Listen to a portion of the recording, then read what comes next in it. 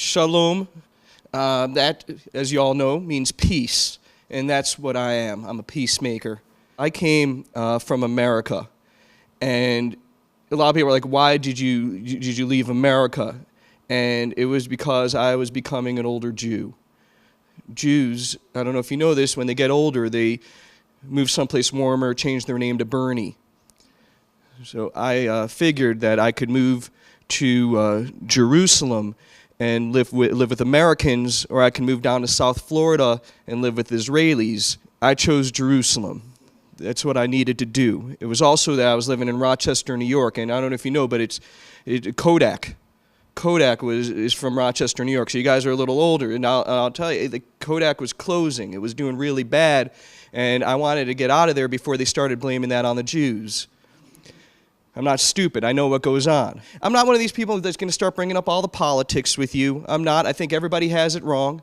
If I could just say that for a second. Yeah, everybody's like, oh, Iran. Everybody's against Iran. I don't know if other Israelis are pro-Iran. I'm very pro-Iran because Iran has been saying we're going to bomb Israel. Finally, acknowledging our existence. And we've been waiting a long time for that. I think we know that. And, we're going for peace. I don't know if you guys are going for peace, but I am very much pro-peace, and that's why I really do believe very strongly in the concept of us getting along. I mean, terror does hurt that a little. It hurts it a little, and I'm not going to say, let's stop with the hatred of Jews or anything of that sort. I think that's something we have to embrace. I think it's very important. I'm very pro-anti-Semitism. I believe it's a very important aspect to the Jewish life. If without anti-Semitism, they have these things like the Jewish Agency to try to bring Jews to Israel, Nefesh B'Nefesh to try to bring Jews to Israel. And I just want to put it out there, the anti-Semites do so much of a better job of getting Jews to move to Israel. I think it's about time we started embracing that, embrace Iran, embrace anti-Semitism. You know something, if you shoot them up, Jews will move to Israel. Maybe that was too much. I guess I took it a little step too far. But I believe in the importance of us being here. And I'll share a story with you. I think this is the best way to do it. This was when I was on a flight. I was sitting next to a Muslim man coming back to Israel also. We were sharing the flight.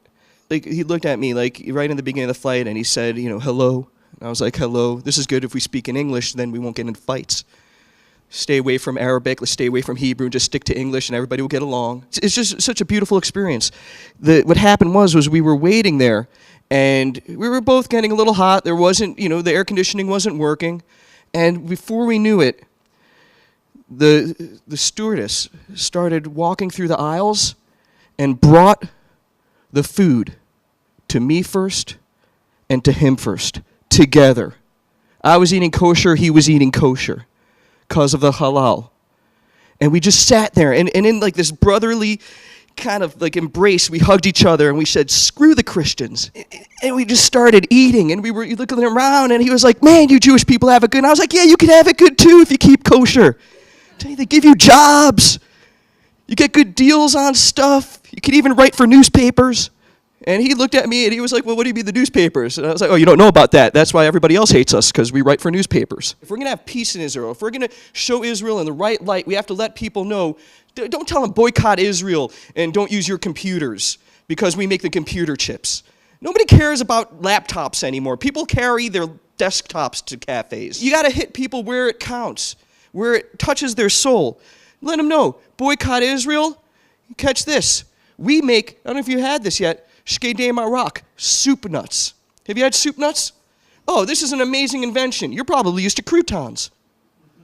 Right? You put croutons in your soup and what happens? It's after 2 minutes, not really crouton anymore. It's like bread. We have soup nuts. These are little nuts that you put in your soup. We found a way, this is an Israeli invention, we found a way to put something in your soup that can remain hard for 25 hours straight.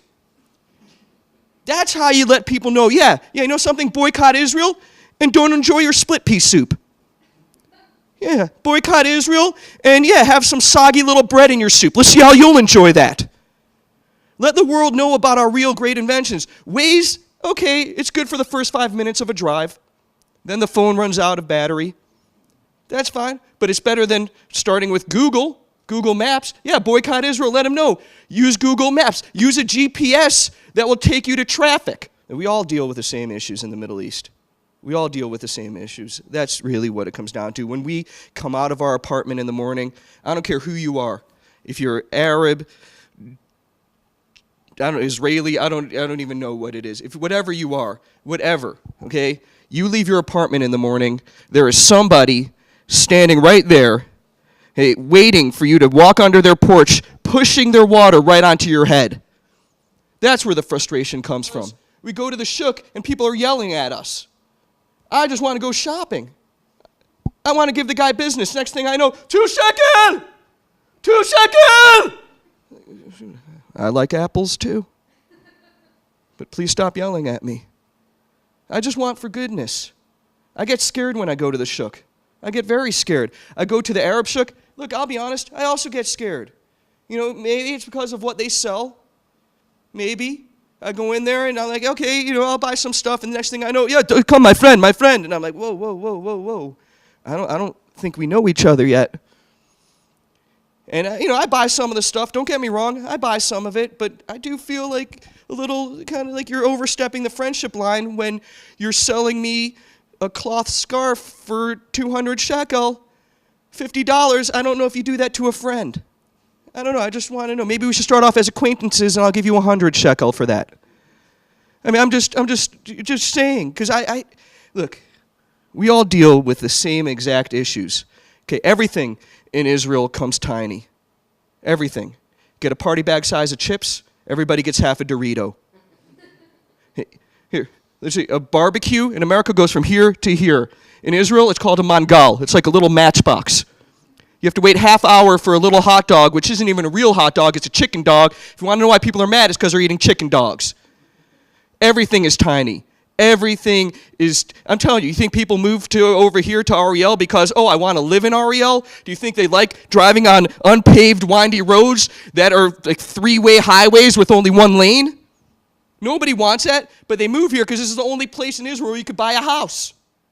There's no room for houses anywhere else. Everything comes tiny. The only thing that comes big in Israel, toilet paper.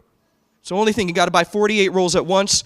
You have to carry it around the middle of the street of Ariel. People are looking at you like, how often does David have to poop in the middle of the street? How much shawarma have you been eating? That's where it comes from. It comes because people are frustrated about the space. You've ever tried getting into a bathroom in Israel? The toilet paper doesn't help. I mean, the bathroom's tiny and the door opens to the inside. I mean, how do you get in a position, like what are you supposed to do in a position where your body's half in, half out? You can't get into the bathrooms because people don't know how to build here. If we built better, there would be peace. I dream of a day where one day there'll be a light yellow license plate, the yellow mixed with the white. These are the days that I dream of in Israel, where we'll be able to coexist, where the hot water boilers on the roofs will be not white, not black, but gray. I dream of a day where I'll be able to order as much shawarma as I want in my lafa. A day where I won't get skimped on my salads. I know I'm a peacemaker. I know I'm doing beautiful over here for you guys. And look, we all have the Iron Dome. It doesn't stop rain. I'll tell you that. And I'll tell you, and you know, everybody thinks, oh, Israel is really, really protecting people. It's not easy over here. It's not easy. And I just want, for your sake, because you guys are thinking, okay, I'm going to visit Israel. I want the security guards to start working. The security guards don't do anything in this country. They don't even check. All they do is they go to the underground parking. They just check to make sure your trunk works. That's all. Here, you can go. Just use some WD-40 on it. It's a little sticky. If you have a gun, okay, don't worry. Use it inside. It's fine. And the Iron Dome, that was 2,500 missiles got fired in 2012, I believe it was. Or maybe even 2015. Forget about the facts.